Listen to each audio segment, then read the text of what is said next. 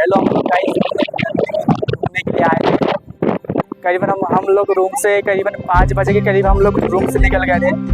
करीबन हमको 1 घंटा तो करीबन हमको यहाँ पे आने के लिए लगा, और आने के बाद हमको ऐसा पता चला कि यहाँ पर ट्रैफिक फेस्टिवल की वजह से ट्रैफिक बहुत ज़्यादा था, इसलिए हम लोग नीचे करीबन हमारा जो गाड़ी था हमने जो वो किए थे स्पेशल में, तो गाड़ी नीचे पार्किंग में लगा है इसको।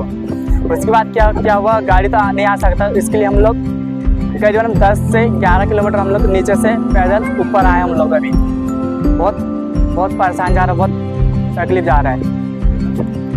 अब आए घूमने के लिए जाएंगे, घूमेंगे, इसका घूमेंगे, फोटो वगैरह लेंगे, दोस्त वगैरह सभी लोग आए एक साथ, सभी लोग घूमेंगे एक साथ। उसके बाद हम लोग इसके बाद नेक्स्ट टॉपिक हमारा है चिक बालाजी। उसके बाद और सोचेंगे होगा टाइम मिलेगा तो दूसरा जगह जा सकते हैं घूमने के लिए। हाँ